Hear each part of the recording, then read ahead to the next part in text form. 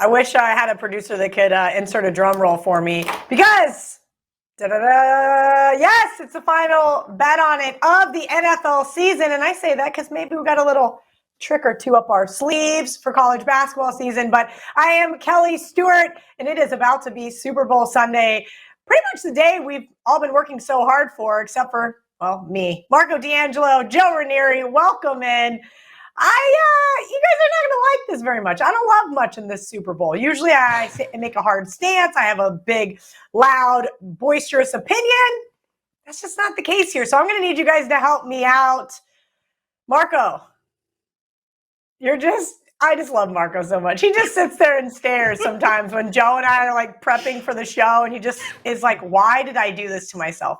Marco D'Angelo, what are you thinking about Super Bowl Sunday? Do you love a side? Do you love a total? We're going to get into all of it, including some prop bets here and some best bets at the end of the show. But what are your thoughts on the Super Bowl matchup? Oh, it's an intriguing matchup. And I'll be honest, Kelly, I started out, we've had it'll be 2 weeks when we get to Sunday to think about it. I started out initial impression on one side, and as the days went by, moving closer and closer back to the middle, and now I'm on the other side. But there's more ways to bet the Super Bowl. You don't have to decide in total. There's going to be a gazillion props to look at, and we have a few that we like, and I'll have some more come Sunday. And as you know, it's overload on information all week. You're going to hear everything. And it's a fun time. But the thing I want to tell the listeners is, remember, this is one game. It's the last game of the season. You should not have your entire bankroll riding on the Super Bowl with various props and everything. It's just another game. If you find an edge, but don't get stupid. We're having a great basketball season right now. We had a good football season, but the basketball season's been off the charts, and deep lockdown mode there with basketball and hockey right now. And I'm looking forward to March Madness just around the corner. And at some point today, we're going to have a little surprise for everybody. I'll let you decide when we announce the surprise. I love that, Marco. And that reminds me of a little story. And this is not a proud story by any means, but we used to do a show with VR, and he would always tell stories of back in the day. And so maybe I'll channel that for right now. Used to be like, let's just say I was like a $200 better around this time, maybe $300. If I got real frisky, I would maybe throw a nickel or a dime on something. And I'm standing in line with Teddy Covers and a bunch of other old school Vegas guys when we're filming a reality TV show. And I've got a pretty substantial wad in my pocket, and we're waiting in line at the Westgate. And back in the day, Marco, before there was apps, that line would wrap around through the casino, through the penny slots, poker room, all the way over. And so we're standing there, we're filming, and it's about a 2-hour wait. And we get about 10 people away from the counter. And they say, how much do you really love the Seahawks? And I'm like, well, I really like the Seahawks over the Patriots. And here's why. And here's my whole thought process. And needless to say, I bet probably 3 or 4 dimes. I think it might have been a little bit more than that, even 3,500, whatever the wad was that was in my pocket, because I felt so compelled to do so. Because not only did I have the cameras rolling, not only did I have people asking me, I kind of talked myself into liking the Seahawks significantly more than maybe I'd originally already had. Flash forward about 4 or 5 hours later, I'm hosting an event at a bar on the Strip, and everything's going great. Everything is going great. Last possession, as you guys know, Seattle Seahawks, great throw by Russell Wilson, goal line, about to punch it in. I'm about to cash the biggest ticket of my life. Yeah, well, you guys know how that one ended with good old Malcolm Butler. So to go back to Marco's story, again, Marco's comment, if you will. This is a standalone event. There is no reason to go absolutely crazy and decimate your bankroll.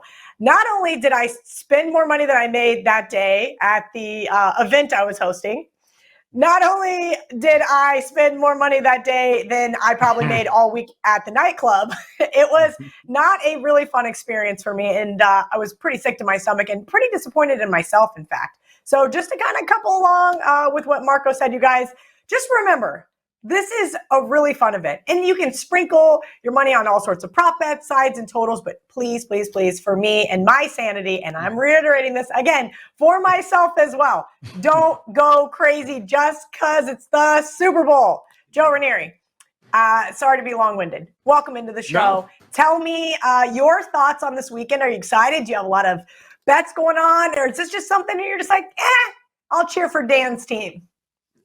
Well, I mean, listen, the reality is, and I, unfortunately, I know people that have been betting 5 days straight into this game here, whether it be props.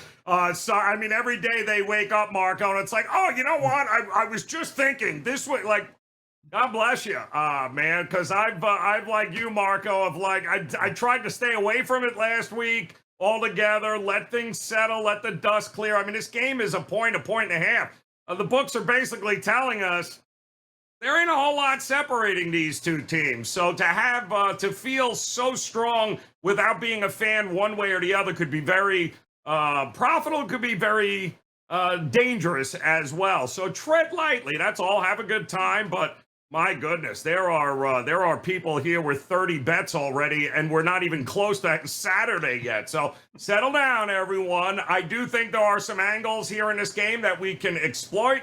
I do think it's going to be, and fingers crossed here, I do think this is going to be one of the more entertaining and fun Super Bowls that we have had in a little while here. And old school sort of versus new school. And let's get into how we can make some money with that idea.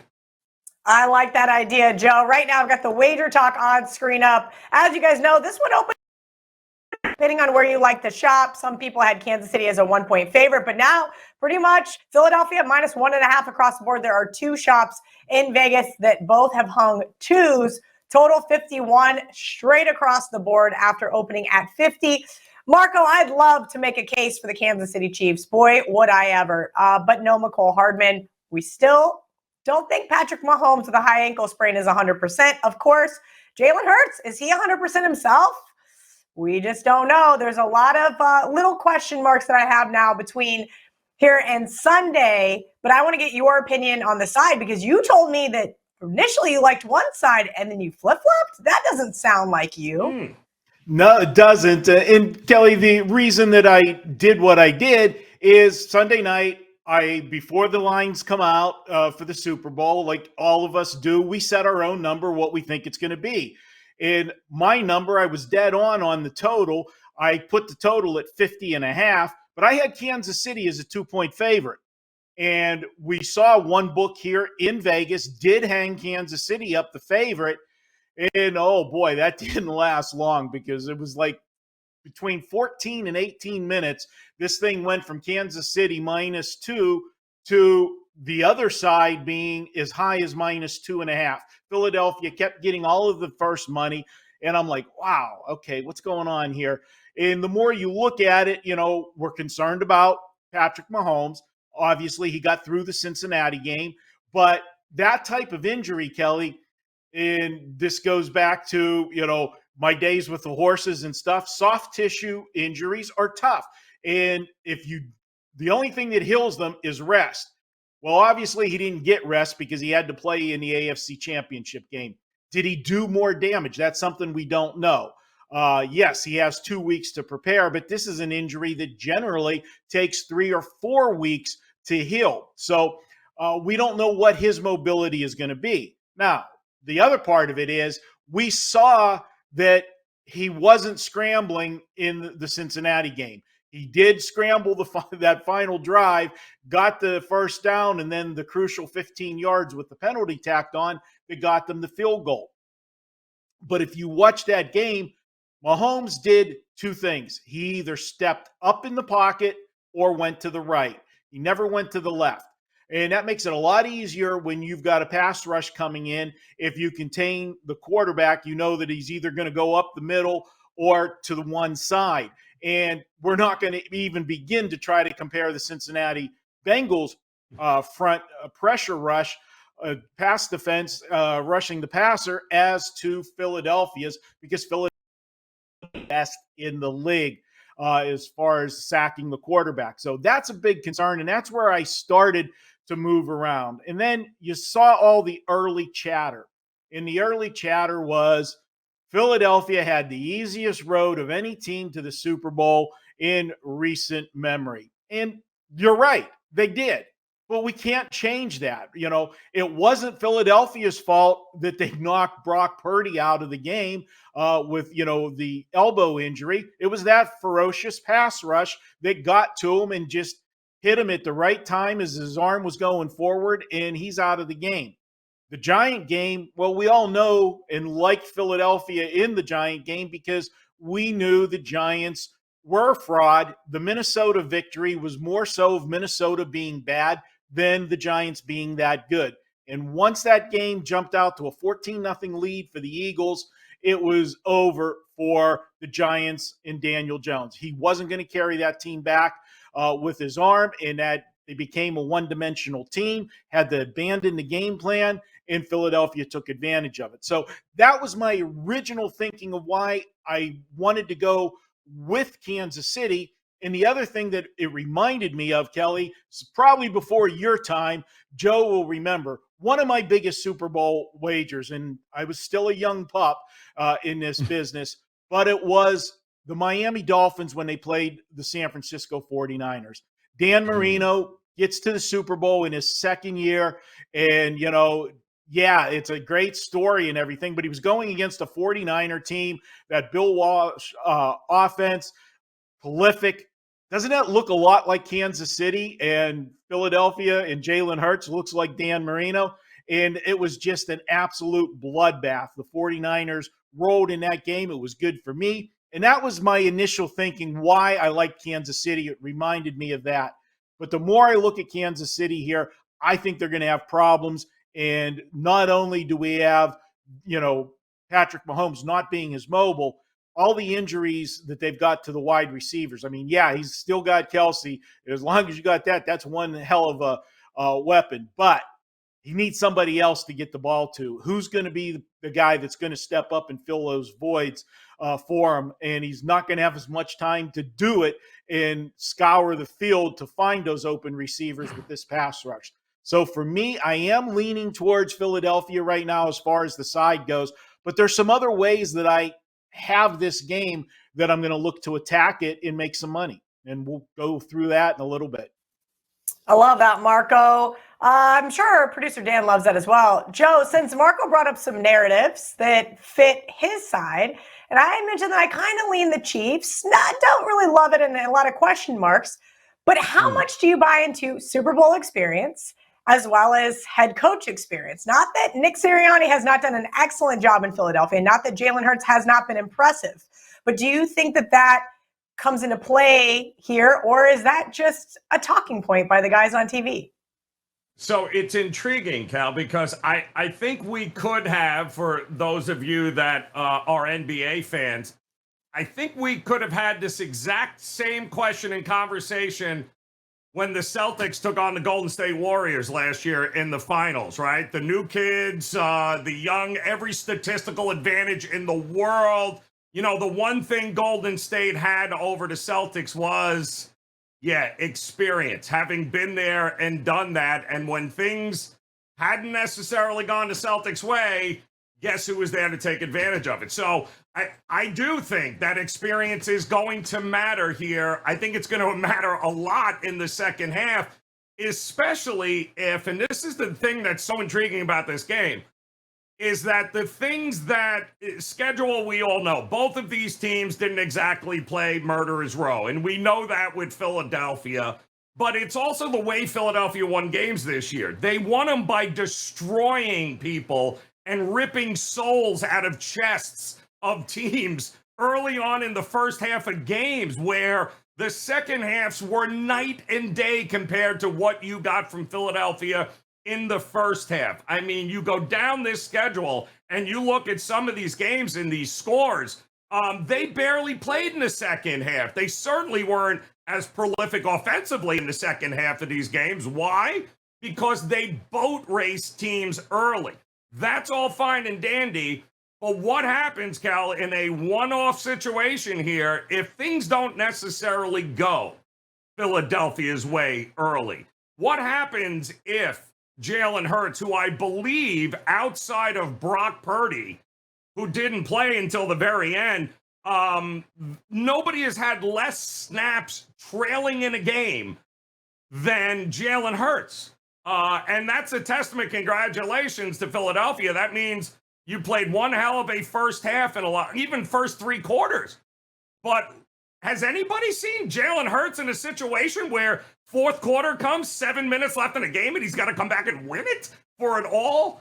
No. We have seen it on the other side, though, with a guy named Patrick Mahomes. In fact, I think it's so intriguing from the standpoint of you've got Patrick Mahomes and his Kansas City team in many aspects is built to come from behind, right? They're going to keep it close enough all game. And then all of a sudden, the one thing that you're going to be crying with if you're a Philadelphia backer is going, please don't give the ball back to Patrick Mahomes with 3 minutes left and all you need is a score to win this game. Like, please don't.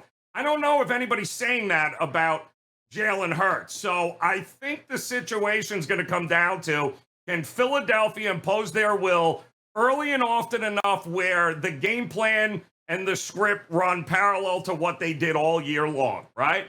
And unless they score a ton of points and hold Kansas City to very few where they've got to go into that second half with a 2-score lead, anything less than that, hold on, Cal. I think it's going to be one hell of a battle down the end. And the question is, can Jalen Hurts come from behind and win a game, the biggest game? Are they going to give Patrick Mahomes an opportunity to be able to win this game late? Because I do think that's where it's going to be won.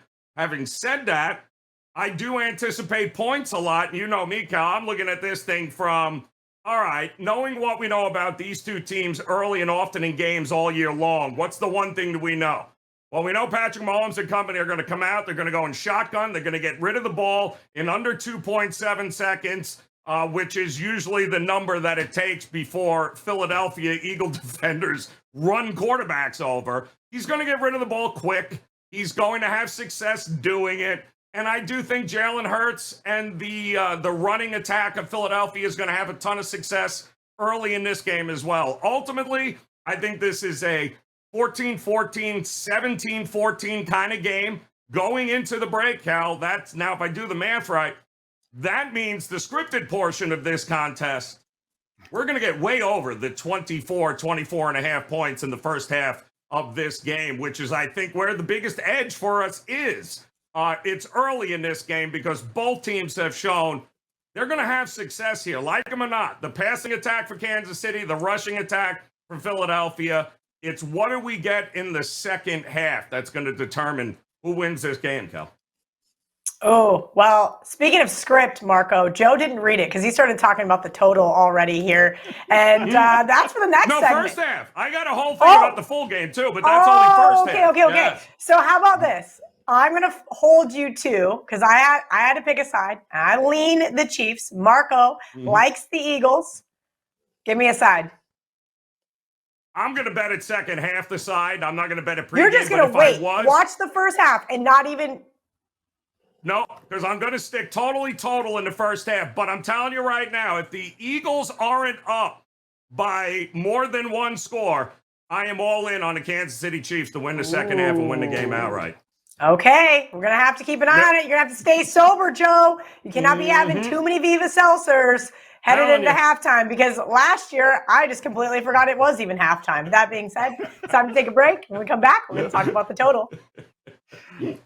Lock in all sports, all plays, all 5% best bets from now until Super Bowl 58 on February 11, 2024. From your favorite Wager Talk or Sports Memo handicapper for only $11.99 versus a regular price of $19.99 for a total savings of $800.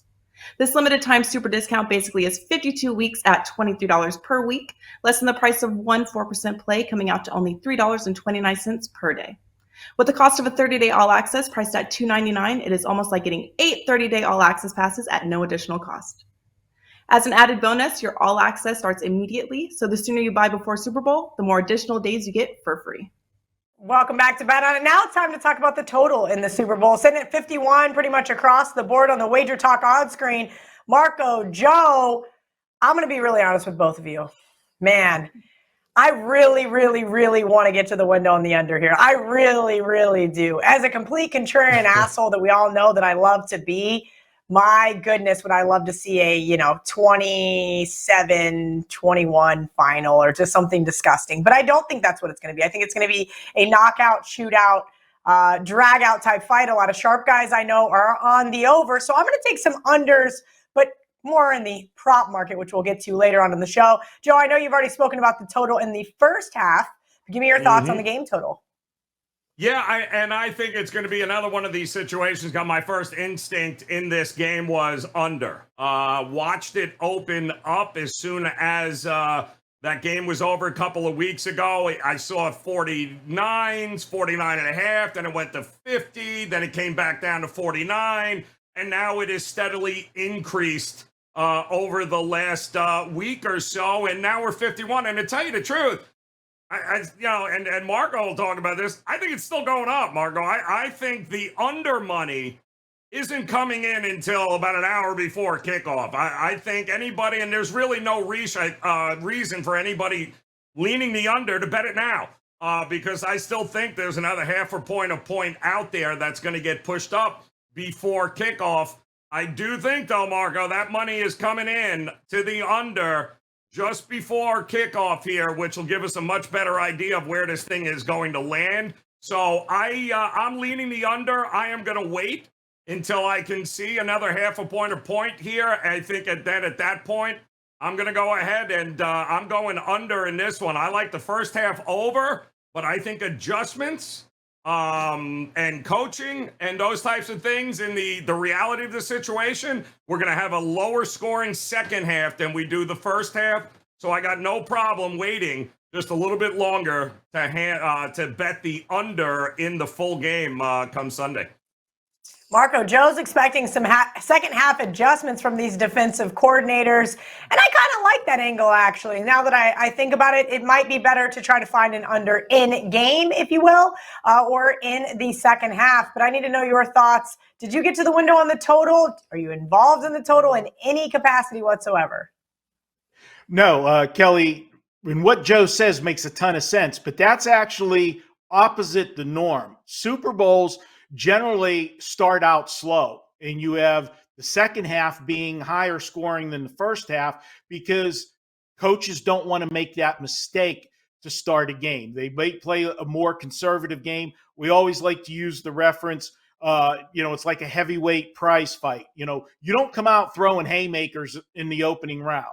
You're out there, you're jabbing, you're filling the other guy out, see what they're going to do, and you make adjustments. You're not going to win a Super Bowl in the first quarter, but you can put yourself behind an 8-ball real bad in the first quarter if you make a couple of mistakes. Just ask the Giants in their game against Philadelphia when they fell behind 14-0 right out of the gate. It changes the whole complexion of the game. Now, normally I do take that second half as the higher scoring play. That's one of the props that I make almost all the time, but I'm not doing it this year because of the quick starts that Philadelphia has notoriously had all season long. But I still think it's going to start a little bit slow. I lean to the over, and I am hoping that I am correct. I am going to take some money on the number where it's at now. And when Joe talked about, that it was down as low as 49 and a half, and then we're seeing it creep up, he's absolutely right. And the people that grabbed it, that got it down to the 49 and 49 and a half, are your sharps, knowing that the public is not in Vegas yet. They will start migrating to town Thursday night, Friday, and Saturday. And the public is not going to be betting unders in the Super Bowl, okay? Nobody wants to sit in a sports book rooting for no scores. The public is going to be on the over, and all of the advantage players know that. So they want to lock in the best number they can on the over, and then let the public do what they do and drive the line up to its highest point. Then it's fun to watch all of the sharps trying to knock each other over, running to the window to get the best number at the highest point, if it's apex, to bet the under. That's what happens all the time. And you see that not so much this year with where the point spread is as far as the money line goes, but that happens every year as well. if you have a favorite, somebody walks up to the window, they're betting the Super Bowl. That might be the first bet they're making all year in football. They want to be a part of the party. And when they walk up to the window and they find they got to lay 110 to win 100, that's not attractive. So they want to get more bang for their buck. So then all of a sudden they're going to bet the underdog. But if you bet the underdog plus the points, it's still 110 to 100. Where do you make money? Well, then you bet the underdog to win outright on the money line. And that's why so often you get a discrepancy at what the point spread is to what the money line actually is regarding the favorite. Same thing happens with boxing matches. In the last hour, you'll see sharps taking the favorite on the money line because so many people are betting the dog just to get plus money that it shifts the actual price and you're getting value taking the favorite. That won't happen this year because we're dealing with a pick 'em. But I do have a tip for you guys if you like Kansas City. Because we're dealing with a line that's 1.5, 2 at a couple places, if you want to bet Kansas City on the money line, you're not getting that much. But if you like Kansas City in the game, here's a tip. And you want to get maybe plus 130 on Kansas City to win the game, why not look at Patrick Mahomes to win MVP? Tell me a scenario where Kansas City wins this game and Patrick Mahomes is not the MVP. The only way that happens is if a running back goes off for 150 plus yards and a couple long touchdown runs, or a defensive player has two interceptions for and one of them's run back for a touchdown, something like that. Those are oddities in the Super Bowl. It's always around the quarterback, and he is the second coming of Tom Brady as far as GOAT status goes.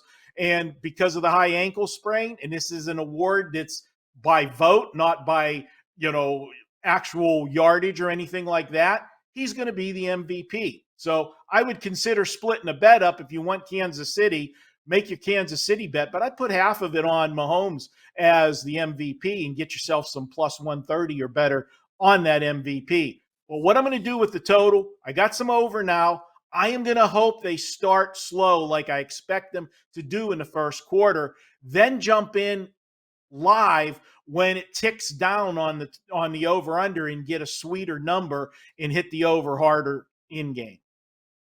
Marco, do you have a number in mind per se? Are we looking at like 47, 44 and a half? If we get down to 47 early, I think Deb going to be all in because I just don't see these two teams not scoring points. And if you look at Jalen Hurts when he's been healthy, now granted, they've played a softer schedule, but nobody's going to confuse the Kansas City defense with being, a stellar defense in the NFL. So if you look at a healthy Jalen Hurts, the last 6 games of the season that he's played, they've averaged, and I'm throwing out the final game of the regular season when, they just needed to win and he was coming back from the injury. So the last 4 games that he played healthy and then the 2 playoff games, they've averaged 36 points a game. Okay. If they get to 36 in this game, this game's going over because as good as the Philadelphia defense has been all year, Mahomes is not going to stop. And Andy Reid will have a game plan to put Patrick Mahomes in the best possible situation to offset that pass rush. So, yeah, I will be looking for all overs in this one. All righty, we're going to take a quick commercial break. When we come back, we're going to check in with our 2 favorite prop stars, Ariel and Andy. Did you know the team to score last has won the Super Bowl each of the last 13 years? If you're looking to enhance your big game betting experience, visit wt.buzz/SB57props for Wager Talk's annual party prop sheet, Ralph Michaels' historical prop betting result and betting tips from your favorite handicapper. And if you're looking to add some wagering entertainment for your gathering, download and print out Super Bowl party prop sheet, which features a number of easy to answer, easy to follow questions to keep everyone engaged from the coin toss to the final whistle. Follow Wager Talk on Twitter during the game as we tweet out the results as they happen. Visit wt.buzz/SB57props for all the details. Props. No, Ariel's not amused. I can already see her face. Listen, you guys have me so excited for the Super Bowl because I have mentioned already on the show how I don't love a side or total. So I've really dove into this prop market. I've got a couple prop bets, including a best bet after this segment. Obviously, this is your expertise, so I wanted to run a few by you, kind of see what you guys have to say. To my left, Andy Lang at Bump Sports. To his left, Ariel Epstein at Ariel Epstein. Can't promote where she's at today, but that's okay. You guys can make some inferences. All right, hear me out. You guys can agree or disagree. I like over 5.5 sacks. It's plus money at my current employer, the Barstool Sportsbook, but it seems a little high, right? This is 5.5 sacks. We need 6 sacks to cash this ticket. But if you look, Philadelphia, that pass rush led the NFL during the regular season, 70 sacks. That is 15 more than any other team. And then you've got Kansas City just coming in second in that category.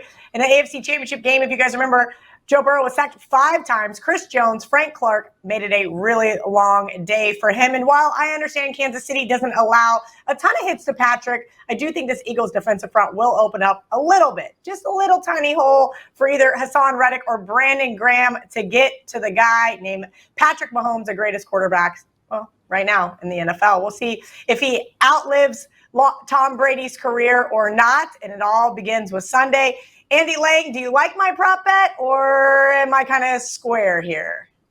No, I do like it. Anytime you can get the top 2 teams in a defensive category, I think you got to take it. I think you're getting a fair price. I would also piggyback off of that and say that probably the MVP of the defensive props this year has ended up being Chris Jones. You can take him over his sack prop right now. He's gone over in 9 out of 11 games. He had 2 sacks against the Bengals.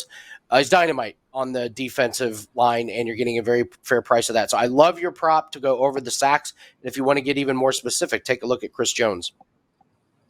Ooh, you know what I do have written down on my note for Chris Jones? Kind of got some vibes, Super Bowl 50 when Von Miller won it. I'm like, okay, if I lean the Chiefs, but I don't necessarily love the Chiefs in this game, maybe Ariel Epstein, I see a smirk on your face.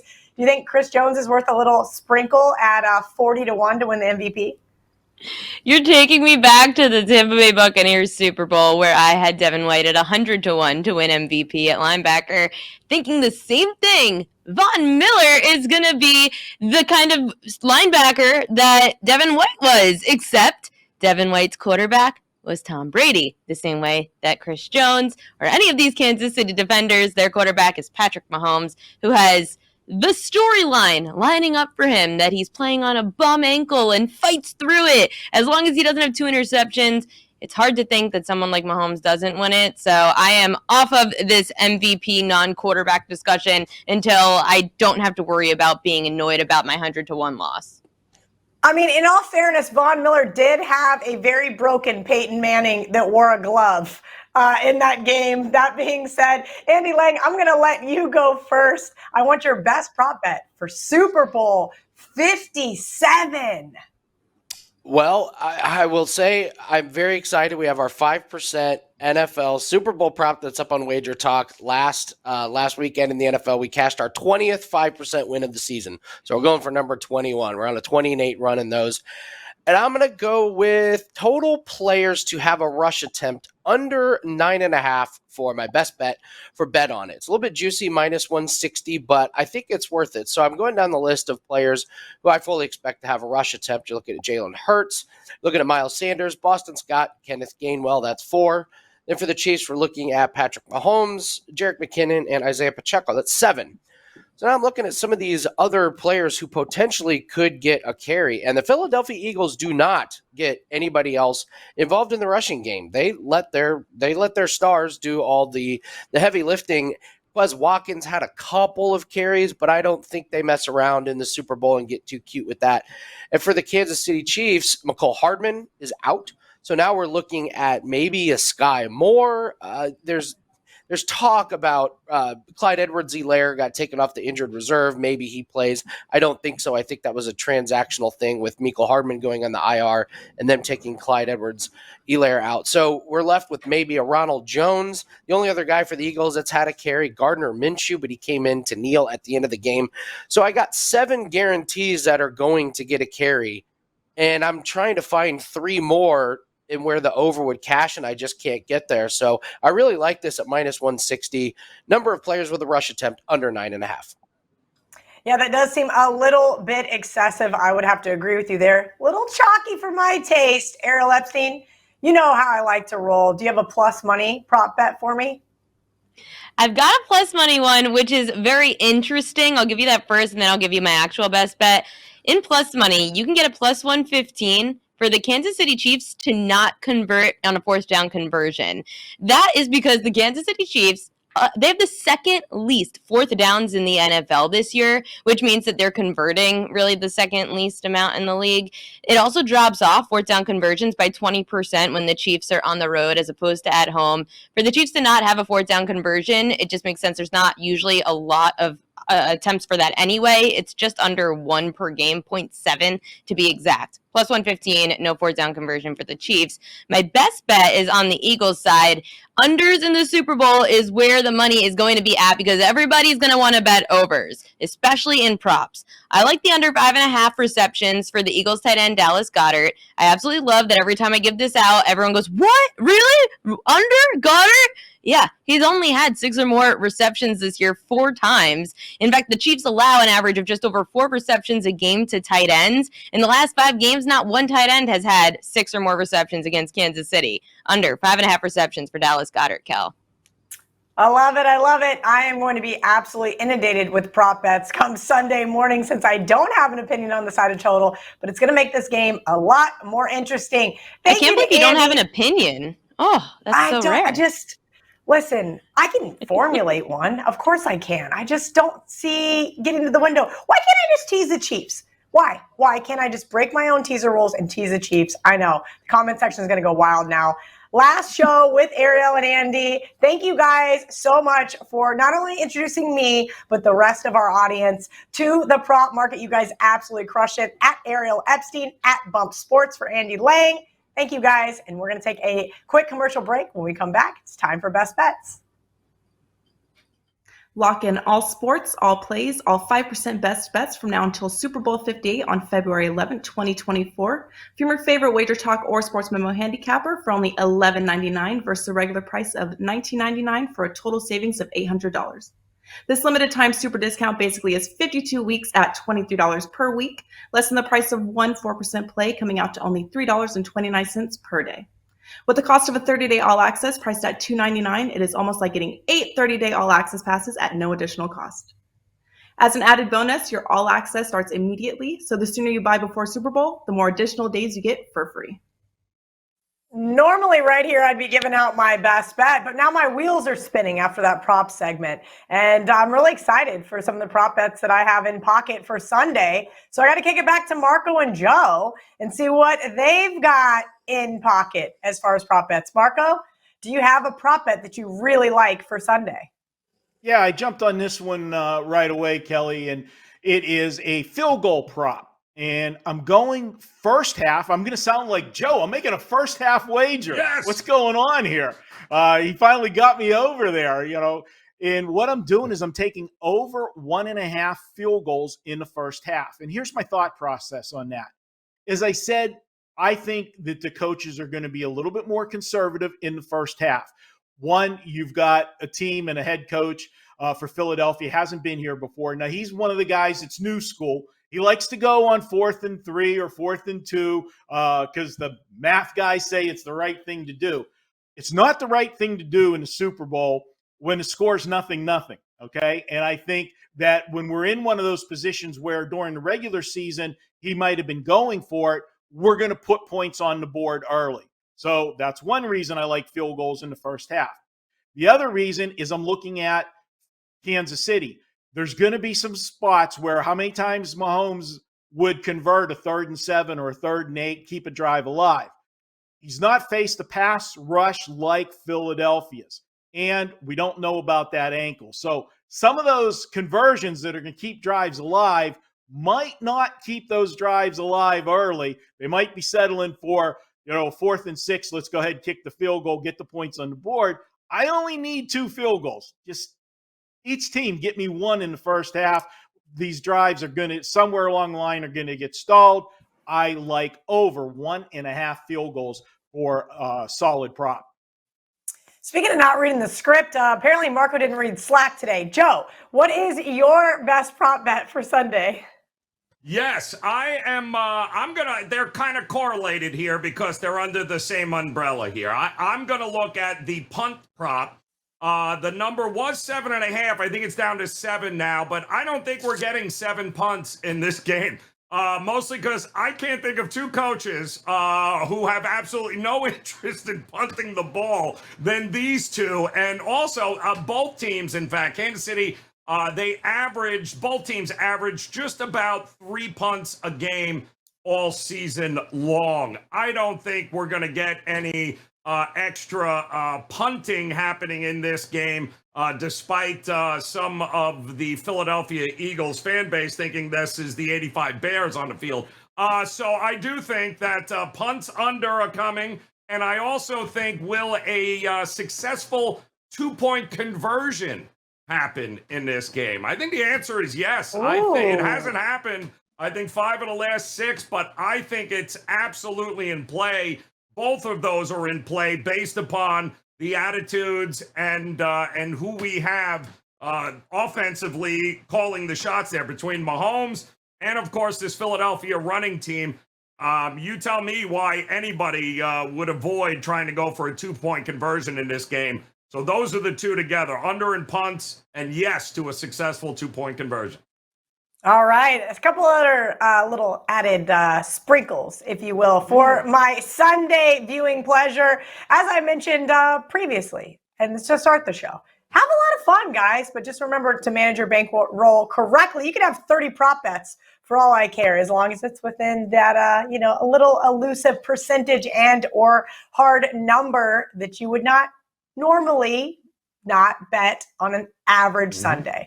And that's the whole joke here with the Super Bowl.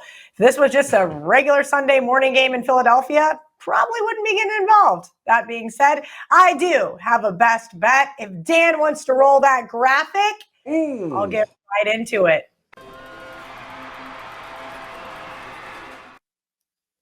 I had to give Marco a little flack because his best prop bet is very correlated to my best bet, and I do like his as well. As I started the show, I said I leaned towards the under, but I just didn't feel great about it. There's something wonky that's going to happen in this game. Whether it is a pick 6, whether it is a fumble 6, something is going to happen and kill me on the under, but I still like a lot of prop bets that are correlated to the under. I gave you guys over 5.5 sacks in the prop segment, and that's because I do think there's going to be a lot of pressure put on both quarterbacks. And as you guys know, my favorite mantra in the NFL is kicking is for losers, but let's hope that there's not a lot of losers, i.e. missed field goals in the Super Bowl. I like over 3.5 field goals. You can find it plus money on every single sportsbook on the planet, especially at the Barstool Sportsbook, plus 130. That being said, I think it's going to be a very busy day for Jake Elliott and Harrison Butker. We talk about this Philadelphia defense, and even though Joe made a joke about the 85 Bears, I do think they're one of the best defenses in the league. I think we're going to see a ton of pressure.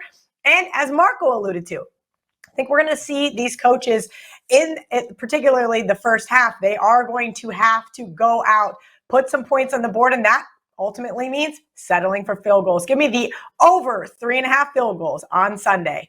Marco D'Angelo, what is your best bet for Super Bowl Sunday? Well, Kelly, I hope you cash that prop of yours in the first half. How's that? Let's go good. And wouldn't be the first time. I have bet this bet 3 times this year, and 2 out of 3 times it cashed in the first half. 2 of them I got to actually see in person. Unfortunately, I am not in Phoenix. And Joe, for you, it works for you too, because you know what? If they're kicking a field goal, they ain't pumped. That's right. And they're scoring, so that's good.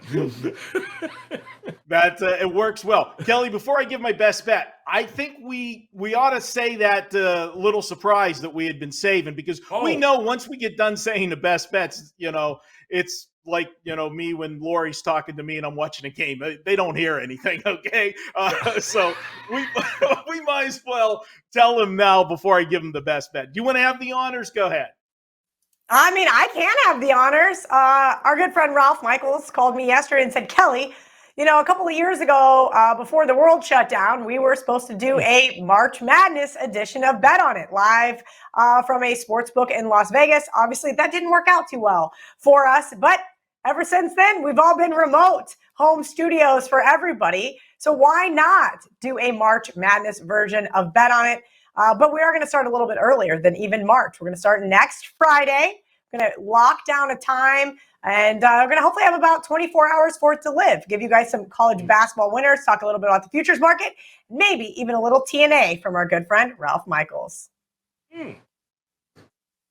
Good stuff, Kelly. Looking forward to doing that. And for my best bet, I'm going to go to a team total. And I expect Philadelphia to score points in this game.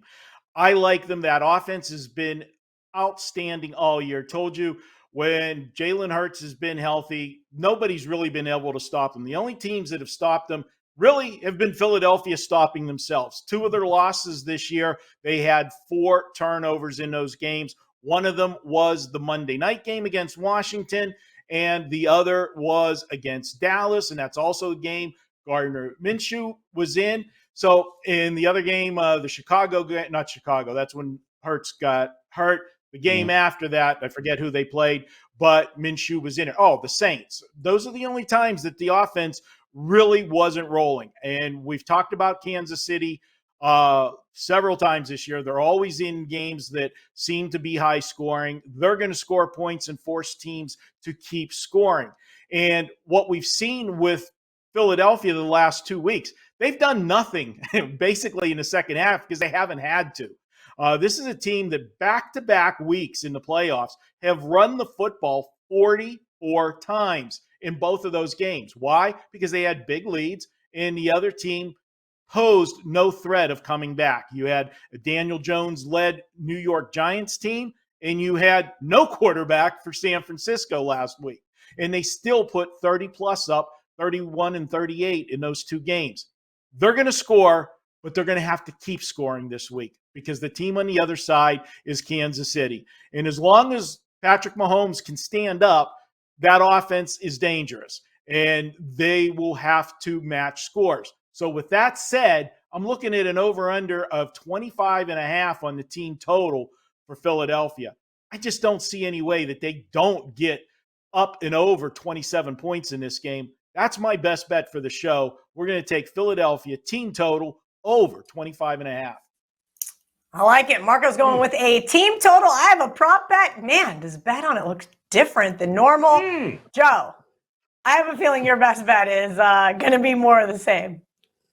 Well, it's interesting, Gal, because like I had mentioned, I do think points are coming early here, but nothing crazy. I do think a 17-10, 17-13, 14-13, that kind of situation there heading into the break is what we're going to look at. So I do like the 24.5 up and over total in the first half. I'm kind of with Marco there.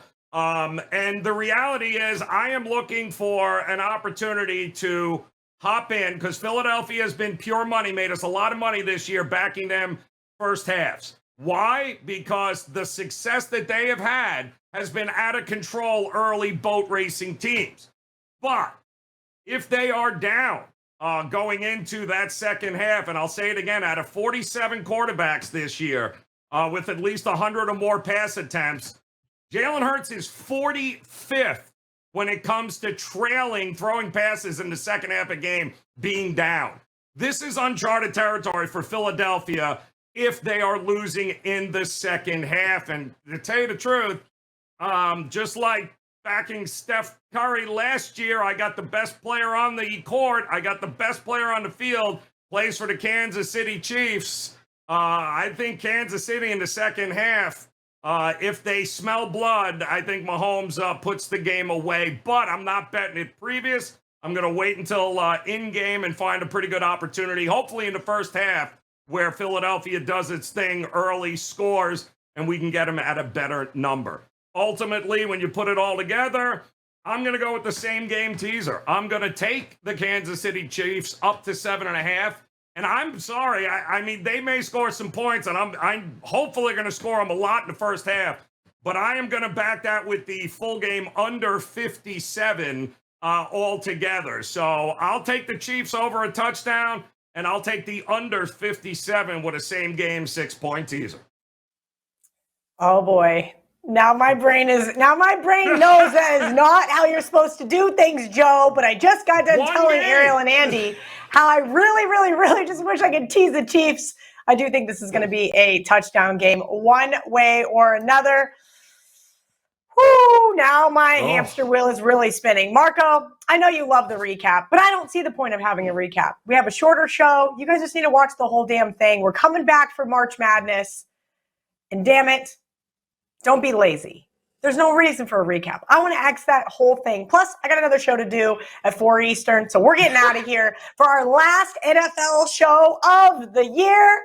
We'll be back with some college hoops from myself, Ariel, Andy, Marco, Joe, our producer, Dan, who I'm sure would love to jump in and yell, "Go Birds," but I'm not going to let him.